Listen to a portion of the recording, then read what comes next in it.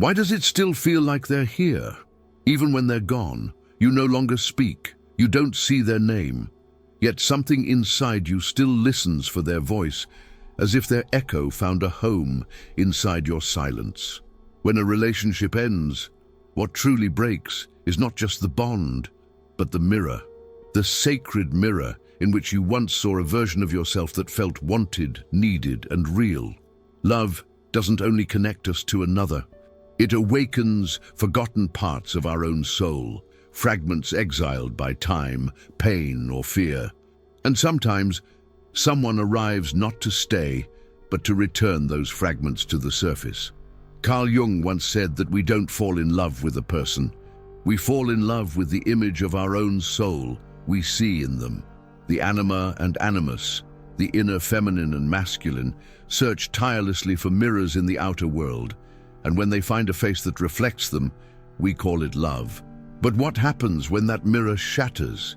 Your body still waits, your energy still remembers, because as Bruce Lipton teaches, the emotional fields we inhabit reprogram our very cells. The nervous system doesn't forget a frequency just because the person disappeared. So no, you're not weak for still feeling it. You're not lost because you can't let go. You are in the middle of a sacred reassembly. The mirror broke, but the reflection remains. You think you miss them. But if you listen closely, it's not their voice your soul cries for. It's the version of yourself that came alive in their gaze. This is not just heartbreak. It's the unraveling of an identity that once felt seen, reflected, held. The mirror cracked, and with it a part of you slipped out of reach. There are people who don't simply enter our lives. They awaken hidden rooms inside us. And when they leave, it's as if they take the key with them. But the ache they leave behind is yours. Not because they were everything, but because through them you remembered that you were. When someone becomes the sacred holder of a part of your essence, especially one long silenced or shamed, their departure feels like a fracture in the soul's continuity. You are not only mourning a connection, you are mourning the echo of a self that no longer feels anchored. And this is why the absence lingers, because what was lost was not them alone, but the place in you they helped awaken. That place still exists. It's waiting to be reclaimed. They say, let go, as if the soul were made of switches, as if memory bowed to logic, as if love was something the heart could erase on command. But the psyche is not a straight path. It is a labyrinth, woven with echoes, archetypes, and unfinished stories. To let go of someone who once held a sacred fragment of your soul is not an act of detachment. It is an initiation into depth. Jung taught that the self is not whole and complete by default. It is formed through mirrors, through relationships that awaken forgotten pieces. What you called love was, perhaps, the rediscovery of something ancient and sacred within yourself. You can't move on from someone who once carried the voice of your silence without first listening to what that silence wanted to say. Letting go too soon can tear a thread still weaving itself, because what you're grieving may not be the person, but the path to integration they once opened. The journey is not about forgetting, it's about retrieving, and what the soul retrieves is not a name, a face, a story. It is a part of itself it was once too afraid to hold.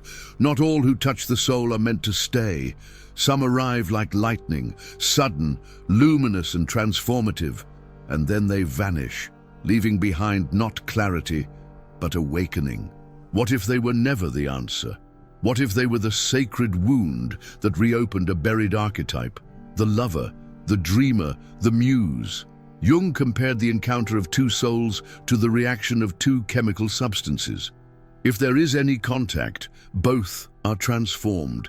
It's not about the permanence of the union, but the alchemy it initiates. Perhaps you didn't lose them. Perhaps you found yourself in their presence, and now the question is not why they left, but what awakened in you that can no longer be silenced. The pain may not be asking for resolution. It may be calling for redirection, a flame that was lit by another, but belongs to you now. They were not the endpoint, they were the invocation, and the energy they stirred in your soul still lives. It's waiting for a new path. It's not just in your mind. Sometimes the body itself keeps listening for a voice that is no longer there, a silence that once was filled with presence. When you loved them, not superficially, but with your whole being, something in you reorganized. You tuned yourself to their rhythm, like a chord finding resonance in another's melody. Bruce Lipton revealed what ancient mystics already intuited, that emotional environments can reprogram biology. Your cells remember not just the person, but the frequency. The energetic field you once lived in still lingers beneath your skin, and when they leave, the absence is not only emotional, it is physical, a withdrawal, a biological hunger for a connection that shaped your inner atmosphere. This is why forgetting feels impossible, because the nervous system still waits for what once made it feel safe, alive, wanted. You are not broken for remembering. You are biologically woven with memory. And sometimes, healing is not about forgetting the bond, but honoring what it revealed about your capacity to feel so deeply. Not all mirrors show your wounds. Some reflect your light, the part of you that had forgotten how to shine. There are people who don't just see you, they reveal you. And when they look at you with awe, admiration, or desire, it's as if your own soul remembers something ancient and radiant. You felt more alive, more open, more whole. Not because they gave you something you lacked, but because they mirrored a version of you that already existed, waiting to be seen. This is the golden shadow Jung spoke of. Not the part of us we hide in shame, but the part we disown because it feels too powerful, too beautiful, too divine. And then they arrive, and for a moment, their gaze holds you the way you've longed to be held, not as broken, but as becoming. That's what makes the grief so deep. It's not just the loss of love. It's the loss of access to the self you glimpsed in their eyes. Now, without the mirror, the memory fades. You wonder if you ever were that person, that radiant, inspired, fearless soul. But you were. You still are. And that version of you is still waiting to be lived. Some stories don't end when the words stop. Some endings still echo, not because of what was lived, but because of what was left unsaid. In the realm of the soul, not all connections are logical. Some are contracts written in silence.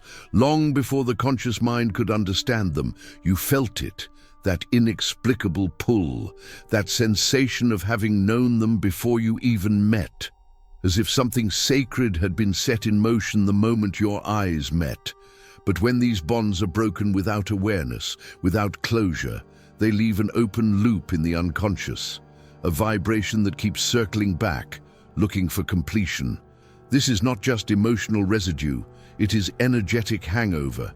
The body remembers the contract, even when the ego tries to deny it. You keep replaying the last message, the last look, the last silence, not because you want to suffer, but because the ritual never finished. The soul never signed the farewell. And until that spiritual gesture of closure takes place, not as a goodbye, but as a sacred honoring, the energy remains tethered, unreleased, half-buried, alive. You are not stuck, you are still listening.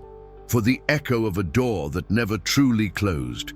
Did you enjoy the content and it made a difference for you?